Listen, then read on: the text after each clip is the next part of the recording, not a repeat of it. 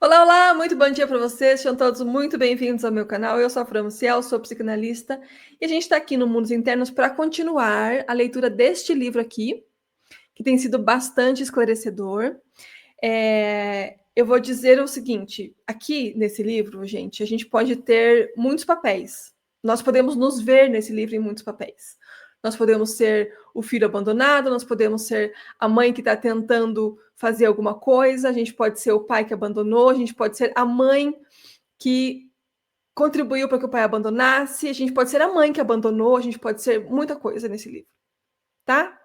O que eu quero dizer para você é o seguinte: escute a leitura e, se bateu em você, doeu, pega que é teu. E tenha em mente que você pode consertar, ou pelo menos tentar consertar, aquilo que você fez, ou aquilo que fizeram com você. Então não tome a leitura desse livro como um ataque. Tome a leitura desse livro como uma oportunidade de você entender o todo, não só o seu mundinho ali fechadinho, tá? Porque nós não vivemos sozinhos, e o que você faz, o que você fez e o que você continua fazendo afeta outras pessoas. Então, não é com raiva, não é com ódio, não é com xingamento, não é com um pensamento misógino e hostil que você vai conseguir recuperar nenhum tipo de relação na sua vida. Então, não tome a leitura desse livro como um ataque. Tome a leitura desse livro como uma oportunidade de aprendizado e de enxergar o todo. Porque todo mundo tem alguma coisa que fez de errado e que fizeram de errado conosco. Todo mundo tem uma coisa que fez de certo e que fizeram certo conosco. Então, onde é que você está? Nesse ponto específico, nessa relação específica que estamos discutindo aqui. Que papel você tem, que papel você teve e que papel você pode ter ainda. Então, se a gente pensar em seguir em frente, em mudar a relação para melhor, a gente pode construir alguma coisa bem bacana. Se a gente ficar pensando só no como aquilo me machucou e como aquilo me deu raiva, como aquilo me dá raiva, e ficar sendo hostil com as pessoas, sinto muito, você vai só piorar a relação, não vai consertar nada, tá? Então, gente, hoje a gente vai continuar dando um outro exemplo ainda. Bati aqui, espero que não tenha feito barulho. Dando um outro exemplo de um relacionamento do ânimos, né? Que a gente estava tendo até a leitura passada. Então, diz assim, o subtítulo é, inclusive, outro exemplo mesmo. Fala assim: Shanita queria muito um relacionamento com seu pai. Com cerca de 20 anos, concordou com ele que teriam uma noite para beber e fumar juntos. Ela o escutou enquanto ele doutrinava, principalmente porque queria ser considerada especial. Apenas agora, quando estava com quase 60 anos, é que o abuso psicológico, emocional, físico e sexual durante sua infância se tornou evidente. O choque a deixou desnorteada. Shanita passou a vida negando a severidade dos danos causados na infância impostos por seu pai. Ela sonhou que foi a um cabeleireiro e pediu uma manutenção para seu longo e amado cabelo. Ele perguntou: por que não um corte curto? Mulheres mais velhas devem ter cabelo curto. Ela tinha cerca de 40 anos. E mulheres que são gordas, seu tamanho era médio, também deveriam ter cabelo curto. Ele continuou insistindo. Ela manteve sua posição, mas continuou discutindo com ele. Ao discutir o sonho, percebeu-se que ela evitava tudo. Esperava ser humilhada, até mesmo destruída, diminuída e rejeitada por todos. Shanita gradualmente havia se retirado do mundo, voltando para casa na mesma rua, procurando ficar segura. O sonho revelou fortemente como essa figura masculina internalizada não a escutava. Surpreendentemente, ele dizia as mesmas palavras da mãe dela, que previsivelmente tomava o lado do pai. Estes eram alguns dos processos complicados que impediam seu movimento em direção à vida. Pouco a pouco, na terapia, Shanita começou a perceber por que nunca questionava seus terríveis ex-namorados, sua necessidade para que a aprovassem e como mais tarde abandonou sua carreira. As imagens de seu pai em uma série de sonhos eram consistentemente ameaçadoras conforme ele a agarrava, puxando-a para abraços um tanto apertados demais.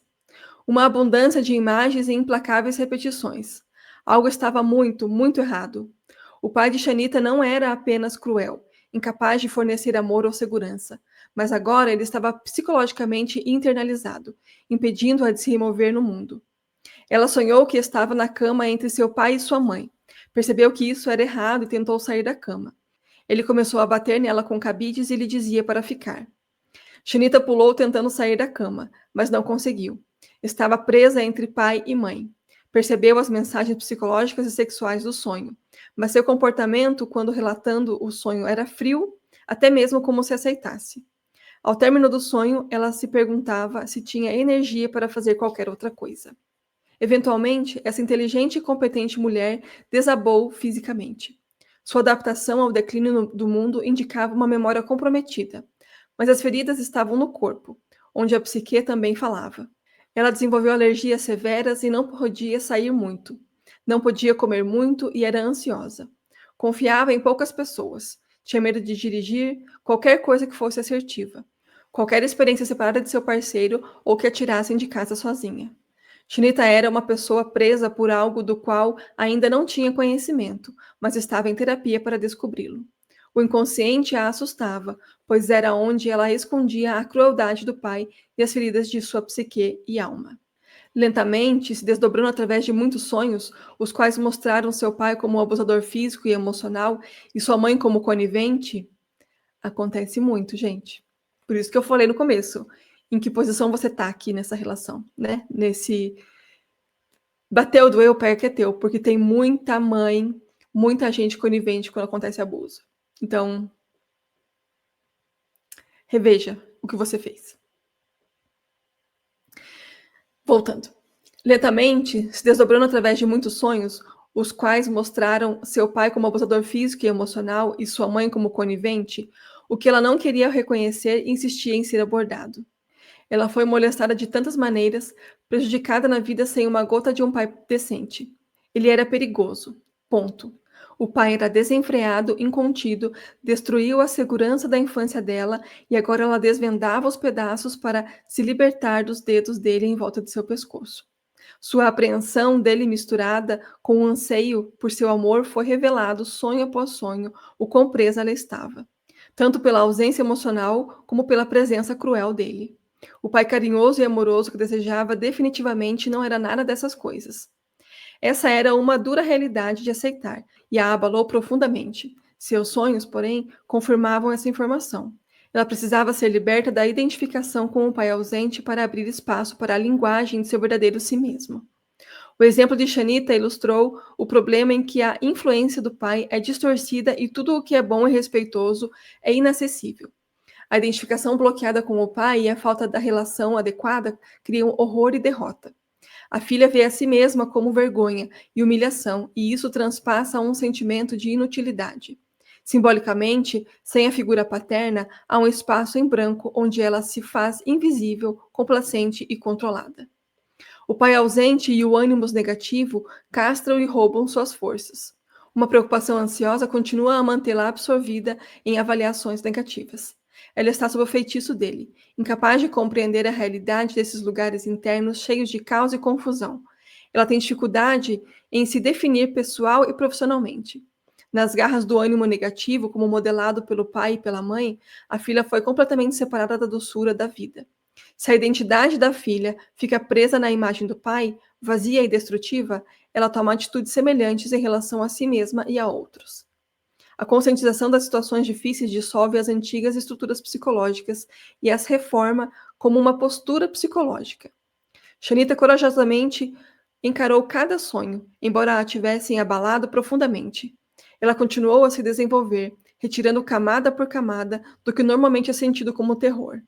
Gradualmente, novas atitudes começaram a modernizar e expandir os antigos padrões para uma renovação. O uso da psique dela se torna mais fluido e menos assustador. Opções se apresentavam gradualmente e reconhecemos cada pequena vitória como um momento importante de sua psique. As muitas variações e conexões dentro da psique pessoal e a cultura estão disponíveis para serem usados de forma consciente, fluida e inovadora. O Eros e a psique, masculino e feminino, em suas várias manifestações, podem então ser vivenciados individualmente. Suas interações trazem transformação em uma dinâmica de mudança que não é rígida ou baseada em gênero, mas pessoalmente moldada com uma consciência livre de normas parentais restritivas. Gênero não é algo que se é algo que se faz, um ato, um fazer em vez de um ser. Então, nesse exemplo aqui, fica bastante claro o quanto o abusador não age sozinho. né? Fala muito da ausência do pai, e nesse caso, onde a figura paterna está e ela é abusiva, dessa forma assim, como está descrito aqui, existe essa ausência do pai bom, né? Então, ela é afetada por isso e também pelo abuso, pela manipulação, pela crueldade, né? E aí, isso é reforçado porque existe uma figura materna que endossa o abuso, que endossa a crueldade, que endossa tudo que essa criança está sofrendo. Então, percebam que os papéis aqui, eles são muito difíceis. Todos eles. E que na terapia é que ela vai retirando essas camadas de terror e de dor para conseguir encontrar, apesar de tudo que aconteceu com ela, quem ela é, como é que ela pode ser, o que está acontecendo. E aí ela pode, então, se descobrir e se tornar uma pessoa que até então ela não conhecia e não tinha descoberto que existia dentro dela. Então, pessoal, esse aqui é o final do capítulo 9. Nós terminamos o capítulo 9 agora, foi bem comprido, né? E no próximo vídeo eu vou tentar fazer o capítulo 10 num vídeo só. Talvez ele fique longo, mas eu vou tentar fazer num capítulo só, porque ele não é um capítulo tão grande, mas também não é curtíssimo, né? Mas dá pra gente fazer num vídeo só, eu imagino.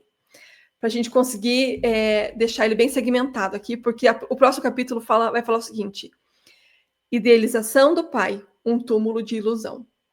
Então a gente vai descobrir aqui como é que é essa idealização do pai. Então deixa aqui o convite para você voltar no próximo vídeo para a gente ler juntos esse capítulo 10, para termos mais um conhecimento e tentar chegar no final desse livro, porque tá comprido, né, gente? Tô fazendo aos poucos, que eu já expliquei para vocês que o tempo é limitado, né? Então eu vou fazendo conforme dá.